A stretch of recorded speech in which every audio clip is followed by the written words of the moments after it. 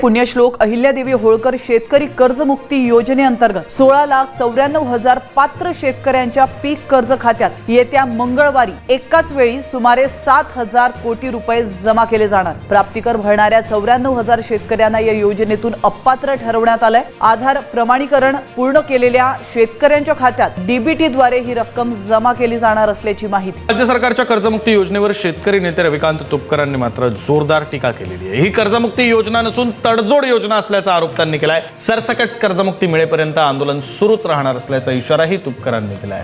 लातूर दौऱ्यावर असताना त्यांनी सरकारच्या पीक विमा धोरणासह ऊस उत्पादक शेतकऱ्यांच्या प्रश्नावरही सरकारला धारेवर ही सरकारची तडजोड योजना आहे, वन टाइम सेटलमेंट योजना आहे। त्यामुळे आमचं सरकारला स्पष्ट म्हणणं आहे की बड्या बड्या बाता आणि शेतकऱ्याच्या पाठीवर लाता हा धंदा आता सरकारने बंद केला पाहिजे। आम्हाला मूर्ख बनवू नका, आम्हाला फसवू नका। सरसकट 2 लाखापर्यंत तुम्ही देता, आमचं तर म्हणणं पूर्ण करा। देताय 2 लाख तर उदार मनाने द्या ना। सरकार शेतकऱ्यांच्या विरोधातलं आहे, शेतकऱ्यांच्या बाजूचं नाही। हे पुन्हा एकदा सिद्ध झालेलं आहे। जोपर्यंत सरसकट कर्जमाफी होत नाही, कर्जमुक्ती होत नाही, तोपर्यंत लढाई थांबणार नाही। शेतकऱ्यांच्या पोरांची ताकद काय असते हे आम्ही एकदा दाखवून देऊ। आजच्या कृषी क्षेत्रातील मोठ्या बातम्या, शासनाच्या घोषणा, अनुदानातील बदल, खरेदी धोरणे आणि बाजारभावांमधील हालचाल सर्व काही तुम्ही पाहणार आहात या व्हिडिओच्या माध्यमातून। पूरग्रस्तांसाठी केंद्राकडून महाराष्ट्राला 500 कोटी, अमित शहा यांनी पूरग्रस्तांना दिले 2,000 कोटी। ठाणे, पालघरसह विदर्भाला बसलाय सर्वाधिक फटका। नुकसानीची पाहणी करण्यासाठी केंद्रीय पथके आधीच रवाना करण्यात आली असून परिस्थितीवर सातत्याने लक्ष ठेवलं जाते।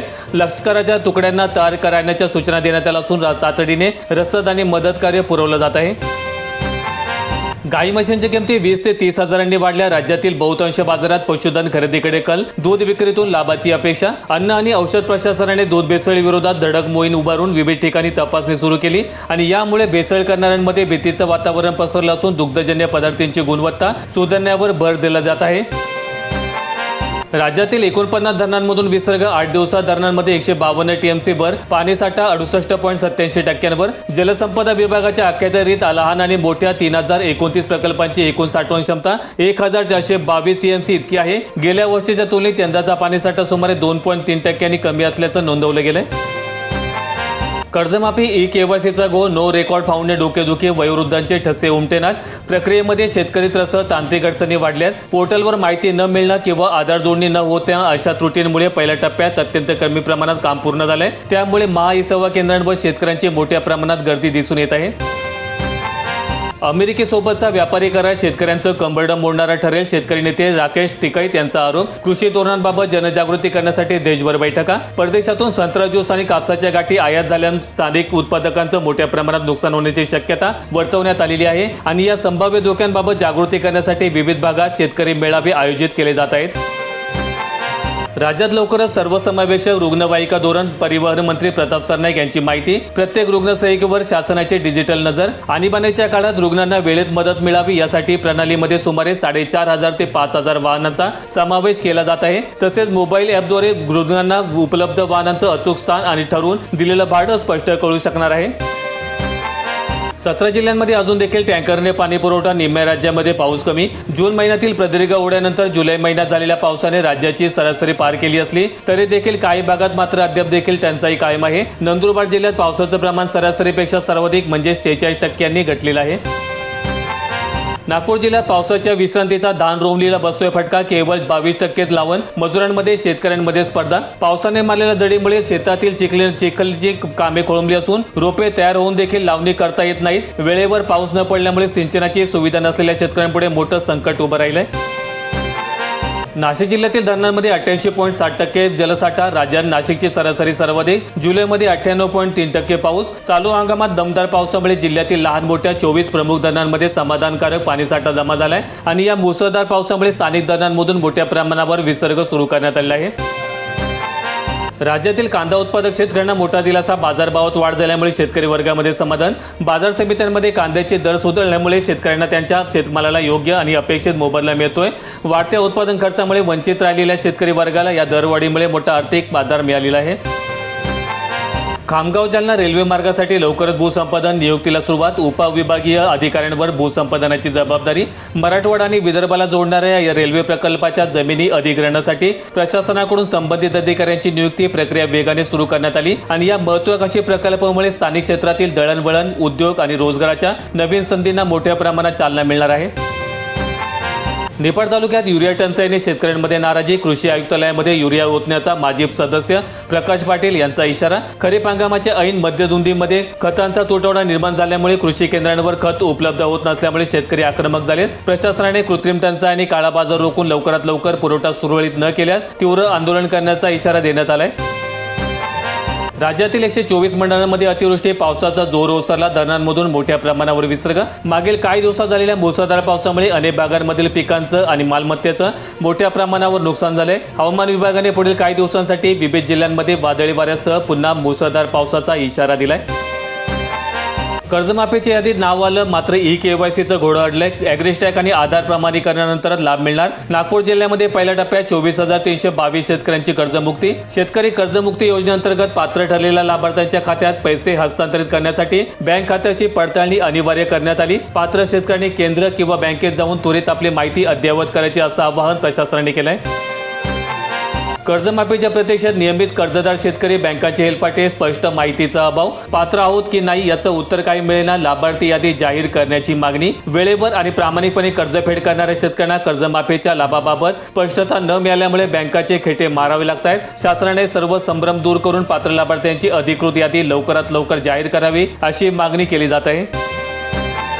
सततच्या पावसामुळे शेतात पाणी. ड्रोन फवारणीकडे शेतकऱ्यांचा कल. आधुनिक तंत्रज्ञानाची प्रभावी साथ. सोयाबीन, कापूस, मका आणि तूर पिकांसाठी वरदान ठरतंय. शेतात चिखल साचल्यामुळे आणि मजुरांची टंचाई भासत असल्यामुळे पारंपरिक पद्धतीने औषध फवारणी करणं कठीण झालंय आणि अत्याधुनिक तंत्रज्ञानाचा वापर केल्यामुळे कमी वेळामध्ये आणि कमी खर्चात पिकांवर प्रभावी कीटकनाशक फवारणं अत्यंत शक्य झालेलं आहे.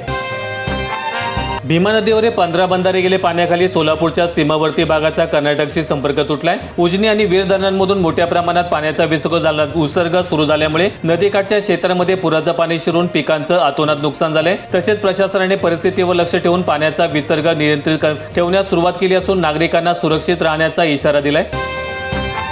सोलापूर जिल्ह्यामध्ये पाणी साचलं शेततळ्यात, पण पैसा अडकलाय लालफितीत. 2,159 शेततळी पूर्ण. 29,000 शेतकऱ्यांचा सहभाग. कृषी विभागाकडून काही टप्प्यातील निधी वाटप पूर्ण झालं असलं तरी हजारो अर्ज अजून देखील छाननी आणि पूर्वसंमतीच्या प्रक्रियेमध्ये अडकून पडलेत. प्रशासकीय स्तरावर विलंब होत असल्यामुळे अनेक घटकांना योजनेच्या लाभापासून वंचित राहावं लागतंय. नुकसान भरपाईचा निधी मात्र कागदावरच. सोलापूर जिल्ह्यातील 13,000 शेतकरी पात्र. 46 कोटींचा वाटप अद्याप रखडलंय. अतिवृष्टीत जमीन खरडून गेलेल्या 13,000 शेतकऱ्यांना मदतीची फक्त आश्वासने. 46 कोटींचा निधी कागदावर. ई-केवायसी आणि तांत्रिक अडचणीमुळे वाटप रखडलं. यवतमाळ जिल्ह्यात 26,000 हेक्टर पिकांना फटका. तब्बल 23,952 शेतकरी बाधित. अतिवृष्टीने शेतकऱ्यांच्या डोळ्यात पाणी. अनेक महसूल मंडळांमध्ये झालेल्या मुसळधार पावसामुळे मुख्य पिकांचं मोठ्या प्रमाणावर नुकसान झालं असून शेतांमध्ये अजून देखील पाणी साचलेलं आहे. बाधित क्षेत्रांचं पंचनामे करण्याचे काम प्रशासनाकडून सुरू असून पीडितांना तातडीने मदत देण्याची मागणी केली जात आहे. नाशिक जिल्ह्यामधील गिरणा, दुथडी, मोसमा नदीला दुसऱ्यांदा पूर. हरणबारी आणि केळझर 100% भरले. नागरिकांचं स्थलांतर. सखल भागात पुराचं पाणी शिरल्यामुळे आपत्कालीन यंत्रणेने बाधित परिसरामधील रहिवाशांना सुरक्षित स्थळी हलवून त्यांची तात्पुरती सोय केली. धरणांमधून सातत्याने पाण्याचा विसर्ग सुरू असल्यामुळे नदीकाठच्या संपूर्ण भागाला सतर्कतेचा इशारा देण्यात आलाय. यवतमाळ जिल्ह्यात शेतीसह कृषी अवजारे वाहून गेली. नेर तालुक्यामध्ये अनेक शेतकऱ्यांवर दुबार आणि तिबार पेरणीचं संकट. पावसाच्या जोरदार प्रभावामुळे अनेक भागांमधील सुपीक मातीचा थर आणि सिंचनाचे पाईप खरडून गेल्यामुळे शेतजमीन पूर्णपणे उद्ध्वस्त झाल्यात. महापुरात अडकलेल्या लोकांना स्थानिक नागरिकांनी तातडीने मदत करून सुरक्षितपणे बाहेर काढलं. निकृष्ट कांद्याची खरेदी. ए ग्रेड दराने नाफेड एनसीसीएफवर कांदा निर्यातदारांचा आक्षेप. शासकीय यंत्रणांकडून मध्यस्थांमार्फत होणाऱ्या व्यवहारात मोठा आर्थिक गैरव्यवहार झाल्याचा संशय व्यक्त केला जातोय आणि या संपूर्ण प्रकरणाची सखोल आणि स्वतंत्र चौकशी करून दोषीवर योग्य ती कारवाई करण्याची मागणी जोर धरत आहे. मुंबईसह 19 जिल्ह्यांना अलर्ट. 40 किलोमीटर वेगाने वारे वाहणार. पुढील 4 दिवस मुसळधार पाऊस. 45 मिलीमीटर पावसाची राज्यात सरासरी नोंद. Yellow alert. नागरिकांना सतर्कतेच्या सूचना. बंगालच्या उपसागरात निर्माण झालेल्या कमी दाबाच्या क्षेत्रामुळे हवामानात मोठा बदल झाला असून प्रशासनाने सर्व यंत्रणांना तत्पर राहण्याचे निर्देश दिलेत. तसेच शहरातील पाणी पुरवठा करणाऱ्या 7ही तलावांमध्ये समाधानकारक जलसाठा उपलब्ध आहे. पुरंदर विमानतळ भूसंपादनाला पुन्हा मुदतवाढ, आता 16 ऑगस्ट पर्यंत संधी. 92.5% जमिनीची संमती, 2600 कोटींचा मोबदला वितरित. जमीन मालकांना त्यांचा योग्य मोबदला मिळवून देण्यासाठी तसंच कागदपत्रांची पूर्तता करण्यासाठी जिल्हा प्रशासनाने ही विशेष सवलत दिली. बहुतांश खातेदारांनी प्रकल्पासाठी आधीच संमती दर्शवली असून उर्वरित प्रक्रिया लवकरात लवकर पूर्ण केली जाणार आहे. व्हिडिओ आवडला असेल तर लाईक ठोका, शेअर करा आणि अशा दैनंदिन शेतकरी बातम्या अपडेट्स मिळवण्यासाठी सबस्क्राईब करून बेल आयकॉनचं बटन दाबा.